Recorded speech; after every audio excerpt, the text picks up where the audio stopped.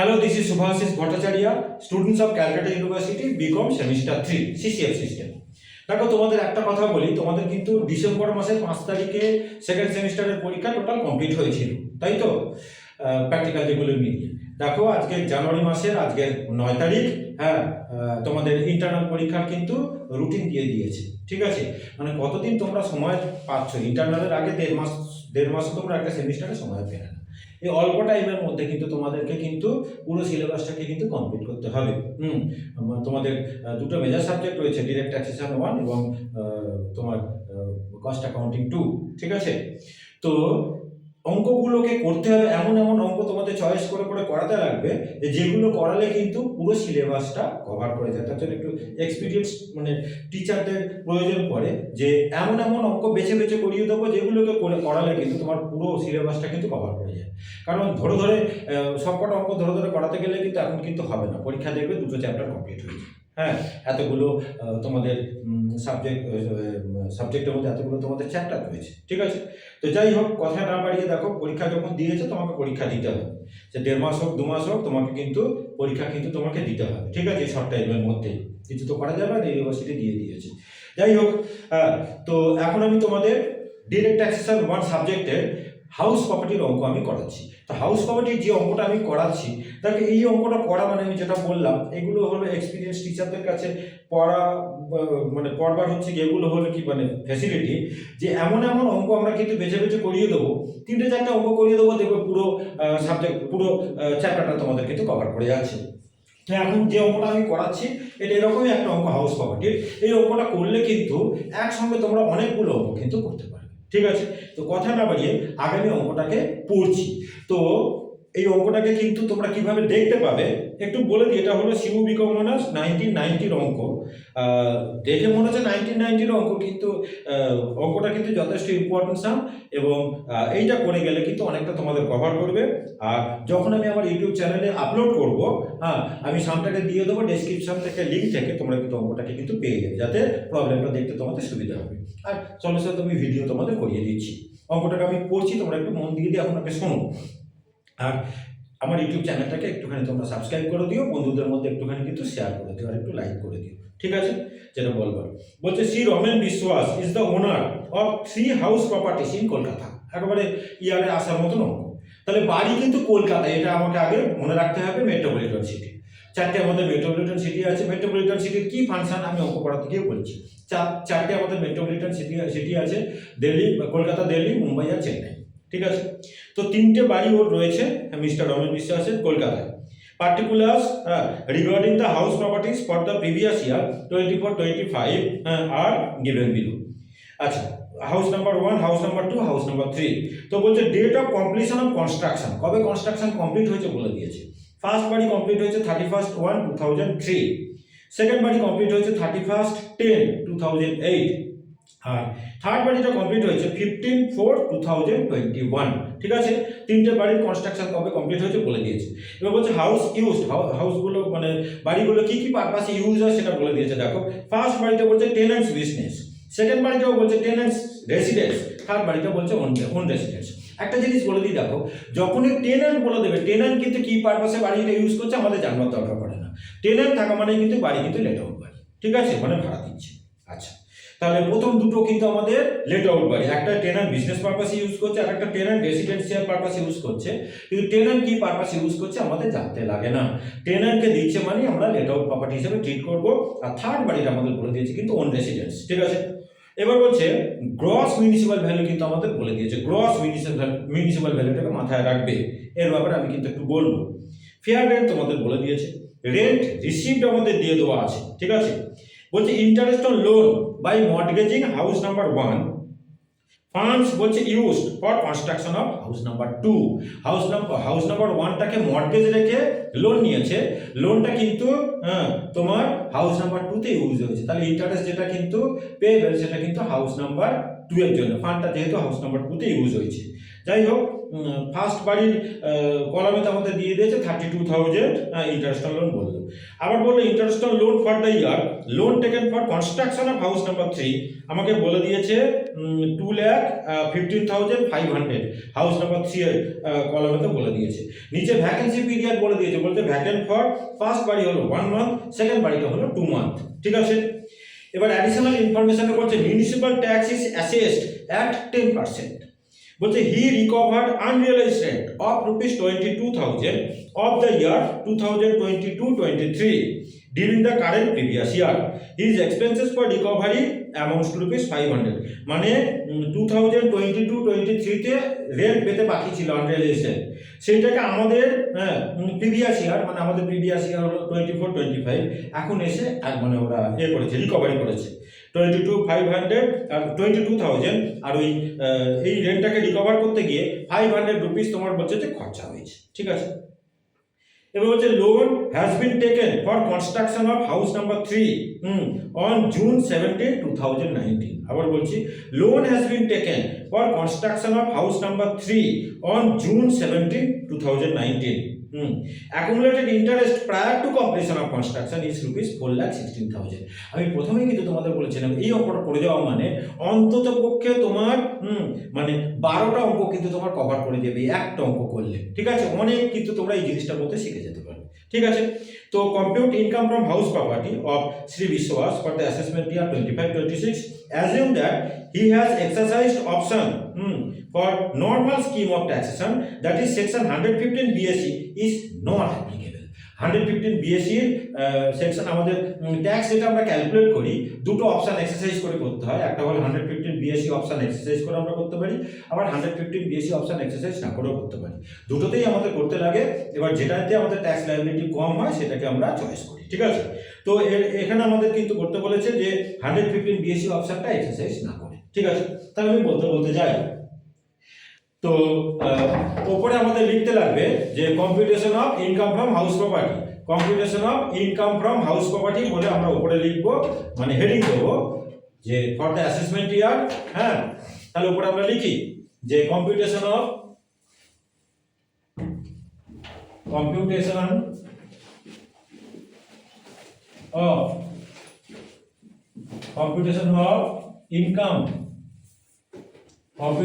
Income from মন দিয়ে করবে income from house property, computation of income from house property of mister বিশ্বাস। এটা কিন্তু সব অঙ্কেতে কিন্তু লিখতে লাগবে অফ মিস্টার বিশ্বাস আর রেসিডেন্ট ইন্ডিভিজুয়াল, আচ্ছা এখানে লিখি resident individual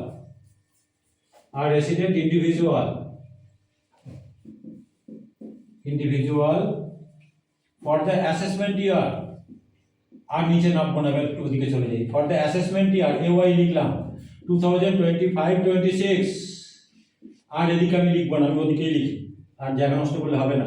relating to previous year, এটা কিন্তু হেডিং আমাকে দিতেই লাগবে। রিলেটিং টু প্রিভিয়াস ইয়ার 2024-25 এটা কিন্তু সব অঙ্কে কিন্তু আমাকে হেডিং এ লিখতে লাগবে। ঠিক আছে, আচ্ছা এখানে আমি একদম রাইট সাইডে একটু যদি ওয়ার্কিংস কিছু করতে লাগে আমি খালি রেখে দিই, যদি কিছু প্রয়োজন পড়ে। 3টে কলাম আমি এখানে করব। ঠিক আছে, 3টে কলাম আমি এখানে করব। উপরে হেডিং কিন্তু মাস্ট, এই যে হেডিংটা দিলাম এটা কিন্তু দিতে লাগবে। এগুলো আমাদের রুপিস। আচ্ছা, প্রথমে আমি লিখবো যে ফার্স্ট হাউস, এটাকে লিখবো আমরা টেন্যান্টস বিজনেস। টেন্যান্টস বিজনেস মানে কিন্তু লেট আউট প্রপার্টি। শোনো আমি একটা রুল বলে দিই, লেট আউট বাড়ির আমাদের কিন্তু মানে taxable income from house property আমাদের বার করতে লাগবে। একটু বলে দিই, দেখো আমাদের ডিরেক্ট ট্যাক্সেতে মানে 5 রকম সোর্সেস অফ ইনকামের কথা বলা আছে। Income from salary, income from house property, income from profits and gains of business or profession, income from capital gain এবং ইনকাম ফ্রম আদার সোর্সেস।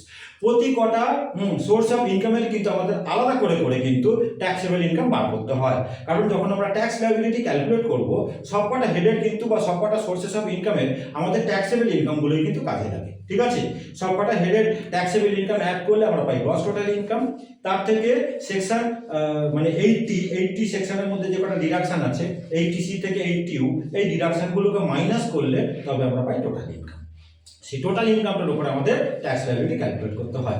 তাহলে আমাদের প্রথম কাজ হলো মানে প্রত্যেক কটা সোর্সেস অফ ইনকামের মানে ট্যাক্সেবল ইনকাম বার করা। আমরাও কিন্তু এখানে হাউস প্রপার্টির ট্যাক্সেবল ইনকাম কিন্তু বার করছি। ঠিক আছে, তো হাউস প্রপার্টি মানে লেট আউট বাড়ি যখন আমরা ট্যাক্সেবল ইনকাম বার করব, সবার আগে আমাদের কিন্তু বার করতে লাগে গ্রস অ্যানুয়াল ভ্যালু। আমি একটু বলে দিই যে ট্যাক্সেবল ইনকামটা বার করাটার ফর্মুলাটা কি। না, আমাদের আগে গ্রস অ্যানুয়াল ভ্যালু করতে লাগবে। এবার গ্রস অ্যানুয়াল ভ্যালু থেকে আমাদের লেস করতে লাগে municipal tax actually paid by the owner. মানে ওনার মিউনিসিপাল ট্যাক্স এটা অ্যাকচুয়ালি পে করবে, ডিউ থাকলে কিন্তু লেস করবো না, মানে ডিডাকশন পাবে না, সেটাকে আমি মাইনাস করব। এটা করলে আমাদের বেরোয় অ্যাডজাস্টেড অ্যানুয়াল ভ্যালু।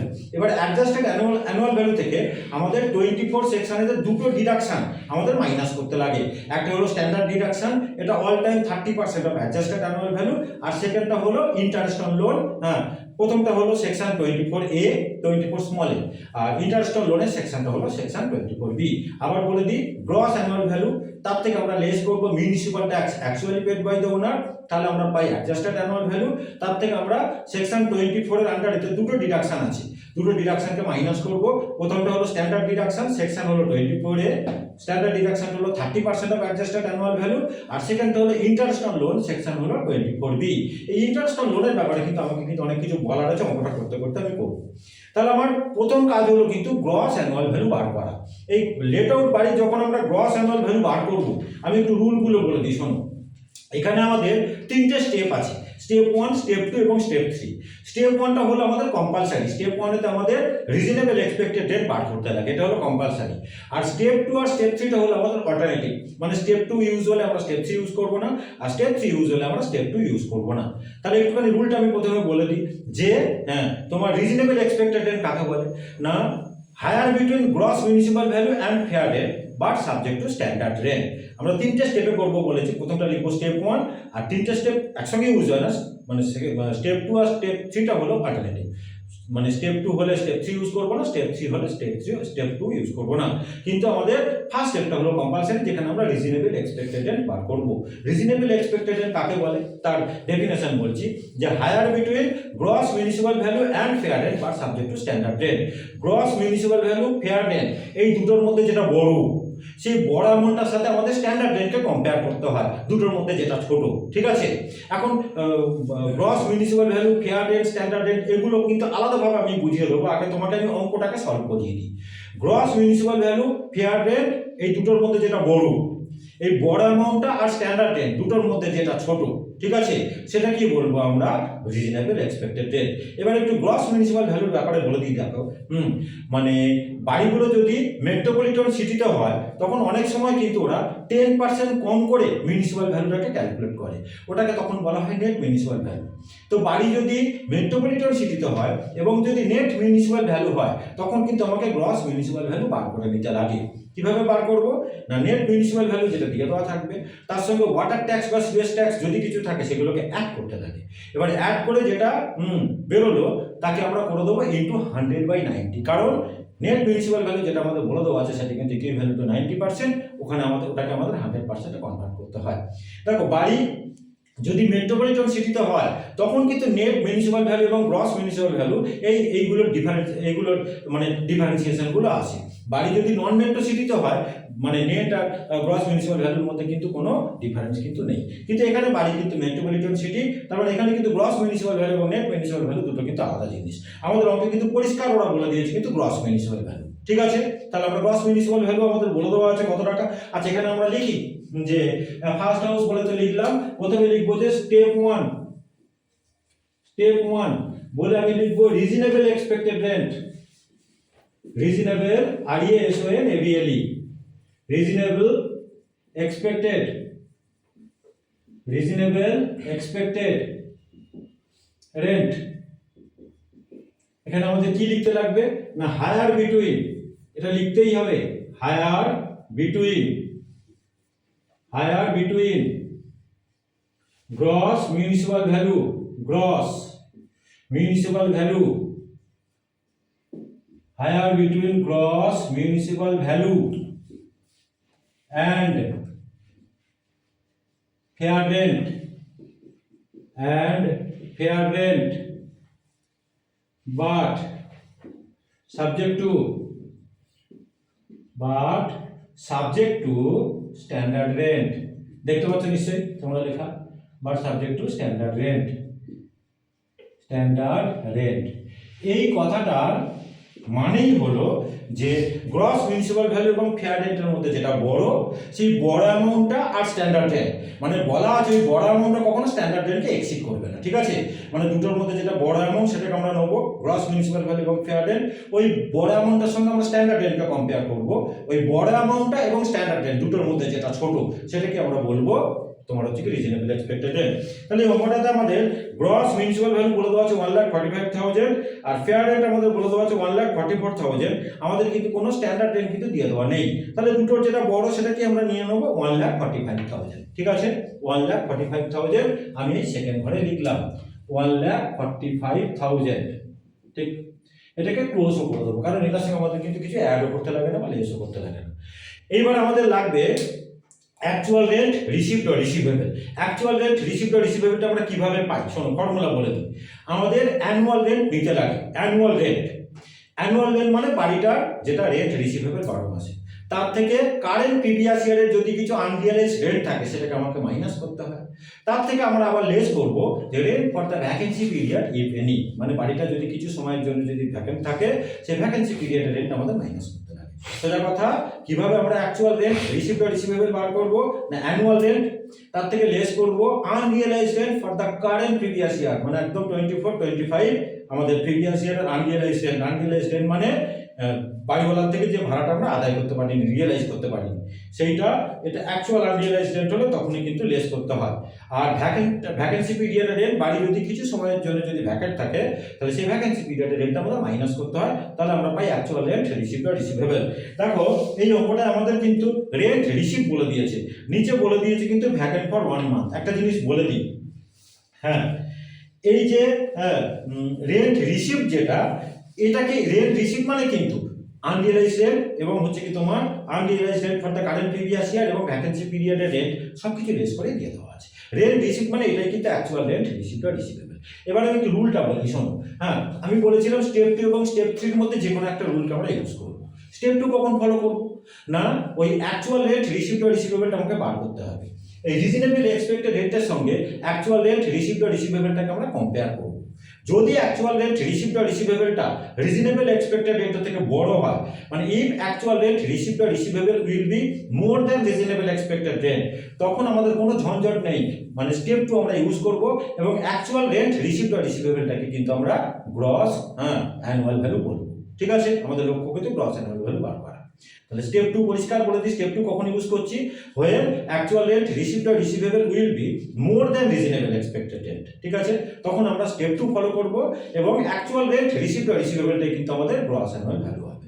এবার বলি when, মানে স্টেপ 3 কখন আমরা ফলো করব, when actual rent received or receivable will be lower than reasonable expected rent only due to vacancy, normal কিন্তু কম হলে হবে না, মানে অ্যাকচুয়াল রেন্ট রিসিভড অর রিসিভেবলটা রিজনেবল এক্সপেক্টেড রেন্টের থেকে ছোট হবে, কিন্তু সেটা যেন তেন প্রকারে ছোট হলে কিন্তু হবে না, অনলি ডিউ টু ভ্যাকেন্সি, মানে বাড়িটা কিছু সময়ের জন্য মানে ভ্যাকেন্ট ছিল, সেই ভ্যাকেন্সি পিরিয়ডে রেন্টটা না পাওয়ার জন্যই অ্যাকচুয়াল রেন্ট রিসিভড অর রিসিভেবলটা রিজনেবল এক্সপেক্টেড রেন্টের থেকে কম হয়েছে।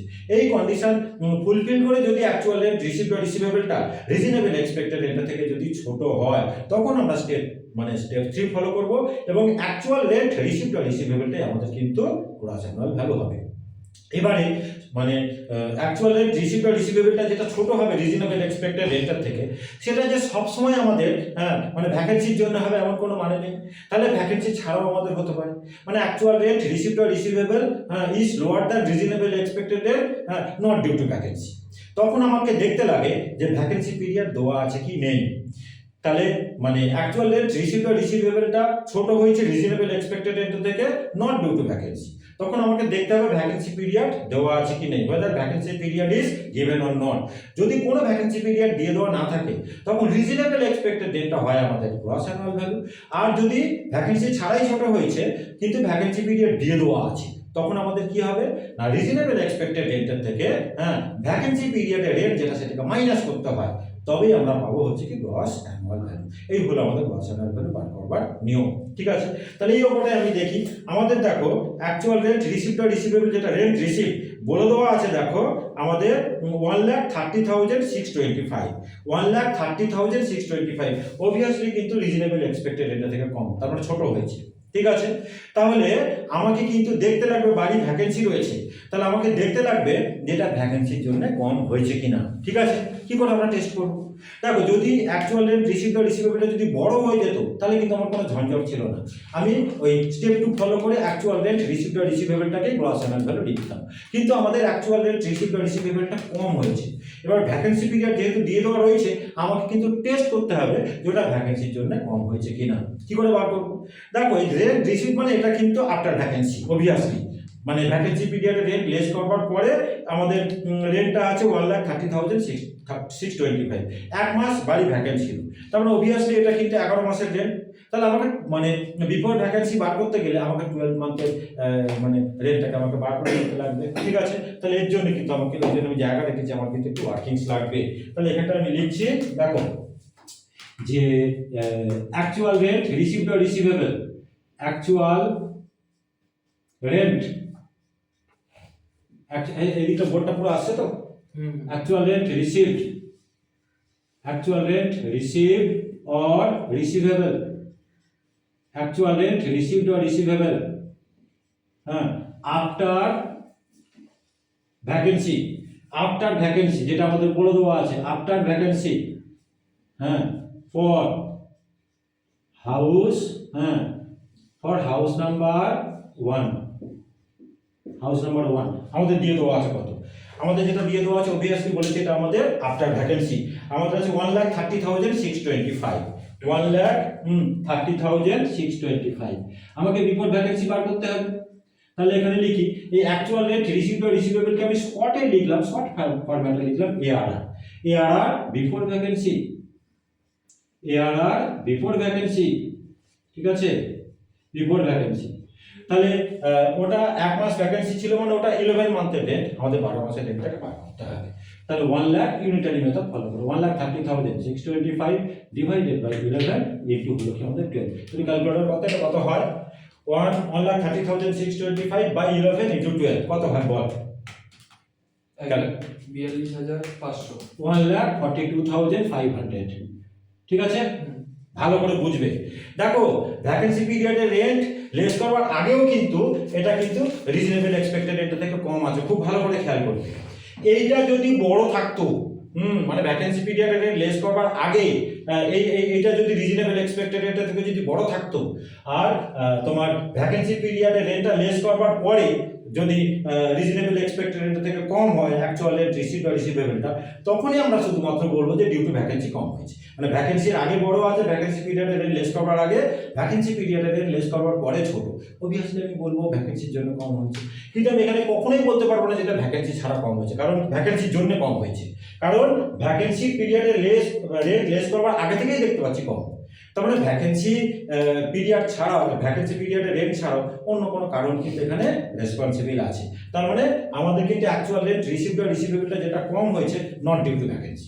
তার মানে এখানে কিন্তু আমরা পিওর স্টেপ 3 কিন্তু ফলো করতে পারবো না। পিওর স্টেপ 3 ফলো হলে আমাদের কিন্তু অ্যাকচুয়াল রেট রিসিভ বা রিসিভেবল গ্রস অ্যানুয়াল ভ্যালু হয়। এক্ষুনি আমি রুল বলে দিয়েছি যে when অ্যাকচুয়াল রেট রিসিভ বা receivable is lower than reasonable expected rate not due to vacancy. সেখানে যদি ভ্যাকেন্সি পিরিয়ড না দিয়ে দেওয়া থাকে তখন reasonable expected rent gross annual value হয়। আর ভ্যাকেন্সি পিরিয়ডের রেন্ট দিয়ে দেওয়া থাকলে রিজনেবল এক্সপেক্টেড রেন্টের থেকে ভ্যাকেন্সি পিরিয়ডের রেন্ট মাইনাস করে আমাদের গ্রস অ্যানুয়াল ভ্যালু হবে। তাহলে এখানে আমি লিখছি স্টেপ 3, কিন্তু এটা কিন্তু আমাদের অ্যাকচুয়াল স্টেপ 3 কিন্তু ফলো হয় না। অ্যাকচুয়াল স্টেপ 3 ফলো করলে আমাদের কিন্তু মানে অ্যাকচুয়াল রেন্ট রিসিভ বা রিসিভেবলটা গ্রস অ্যানুয়াল ভ্যালু হয়। তাহলে আমি লিখছি since actual rent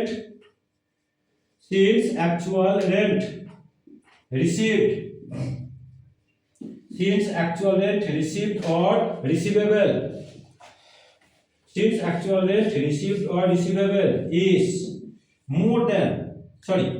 is less than since actual rent received or receivable is less than reasonable expected rent আমি RER লিখলাম is less than RER not due to vacancy ছাড়াই কম হয়েছে and as vacancy period is given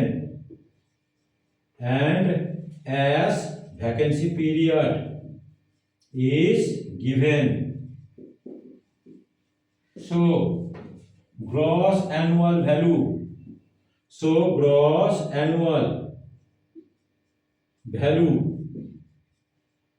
will be ব্র্যাকেটের মধ্যে লিখি যে reasonable expected rent মানে RER minus rent for the period of vacancy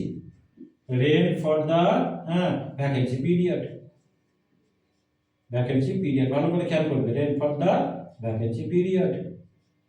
তাহলে RER আমাদের আছে দেখো 1,45,000 তাই তো, আর ভ্যাকেন্সি পিরিয়ডের রেন্ট কোনটা হবে দেখো, মানে ওই যেটা আমাদের দিয়ে দেওয়া আছে 1,30,625 ওটা তো 11 মান্থের ভাড়া, 1/11 করলেও পাবো, আর এটা আমাদের 12 মাসের ভাড়া, এটাকে 1/12 করলেও পেয়ে যাবো, ঠিক আছে।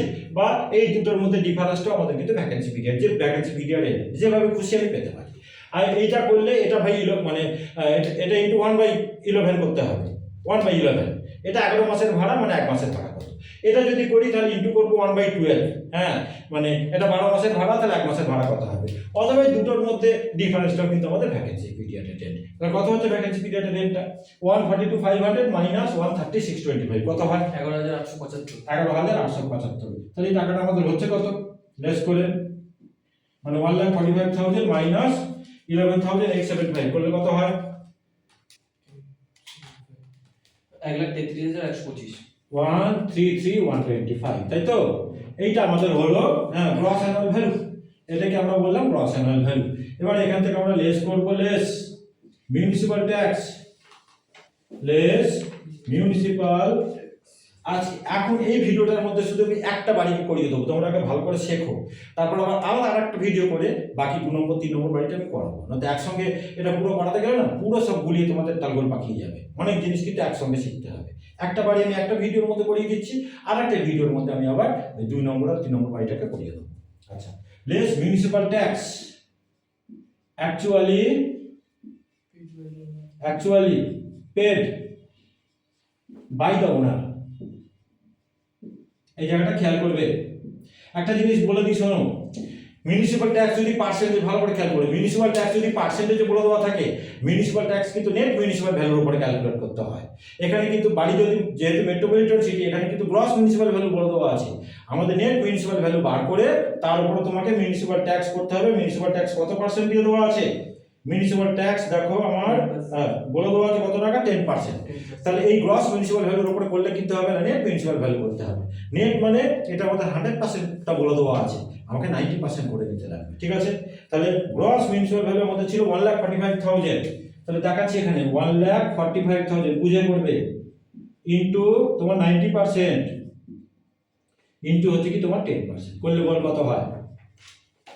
যেটা বললাম একটা বাড়ি আমি এই ভিডিওটার মধ্যে করাবো, অনেক কিছু শিখতে হবে একটা অঙ্কের মধ্যে, আর এই একটা অঙ্ক করলে তোমার 15খানা অঙ্কের কাজ হয়ে যাবে, বুঝতে পারলে। এটা কত হয় 1,45,000 ইনটু 90% ইনটু 10/100 কত হয় 13,050 13050। লেস করলে কত হয়, তাহলে আমরা পাবো অ্যাডজাস্টেড অ্যানুয়াল ভ্যালু, তাহলে 5, এটা হলো 7, এটা হলো 0, এটা 0, এটা হলো 2 1,20,000 0 1,20,075 ঠিক আছে। এটা আমাদের হলো অ্যাডজাস্টেড অ্যানুয়াল ভ্যালু, এটাকে আমরা বলবো অ্যাডজাস্টেড অ্যানুয়াল ভ্যালু, ঠিক আছে, অ্যাডজাস্টেড অ্যানুয়াল ভ্যালু। এবার এখান থেকে আমরা লেস করব, লেস ডিডাকশন, হ্যাঁ, আন্ডার সেকশন 24। প্রথমে লিখবো 1 নম্বর দিয়ে standard deduction,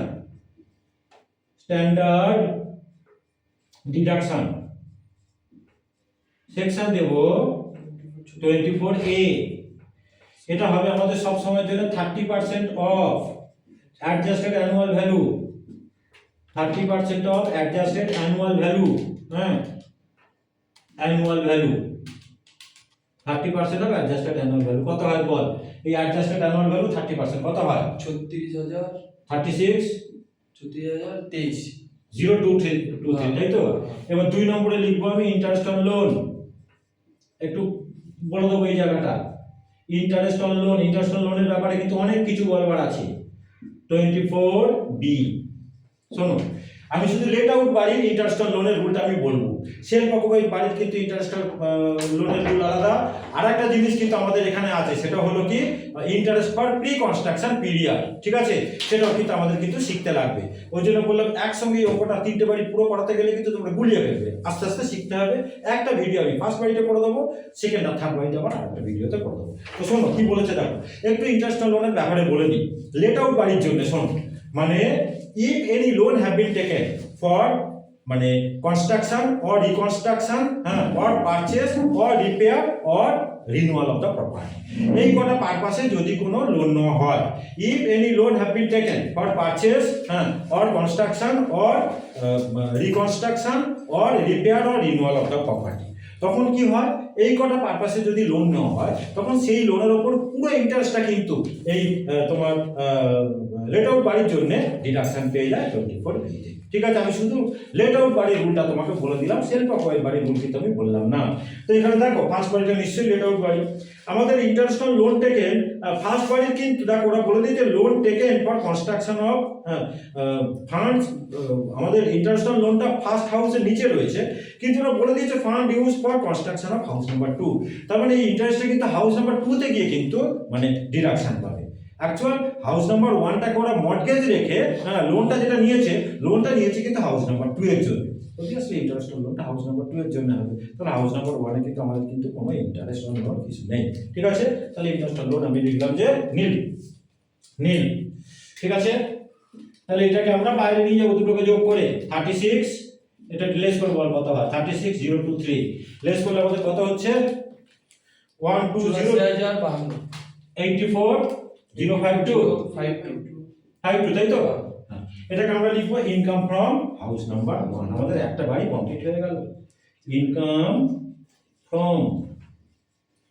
from house number 1, ঠিক আছে। একটা বাড়ি আমি এখন করিয়ে দিলাম, আর একটা নতুন ভিডিও করে আমি 2 নম্বর আর 3 নম্বর বাড়িটাকে কিন্তু করিয়ে দেবো, ঠিক আছে। আমার ভিডিও কিন্তু তোমরা সবসময় ফলো করতে থাকো, থেকে পরেই কিন্তু আমি ভিডিওটা করে দেবো, ঠিক আছে। ফার্স্ট বাড়িটা করিয়ে দিলাম, আর সেকেন্ড আর 3 নম্বর বাড়িটা করিয়ে দিলে কিন্তু অনেকটা তোমাদের মানে হাউস প্রপার্টি বলতে গেলে কি বলবো তোমাকে, 90% হাউস প্রপার্টি কভার হয়ে যাবে শুধু এই অঙ্কটা করিয়ে দিলে। 90% তোমার পাবো, সব কিছু আছে অঙ্কটা মধ্যে। দুটো বাড়িকে করিয়ে দেবো, ব্যাস। আমার চ্যানেল কিন্তু ফলো করো, চ্যানেলটাকে একটু সাবস্ক্রাইব করো, বন্ধুদের মধ্যে একটু শেয়ার করো, ঠিক আছে। আর রেগুলার ভিডিও ক্লাসগুলো, ঠিক আছে। Thank you.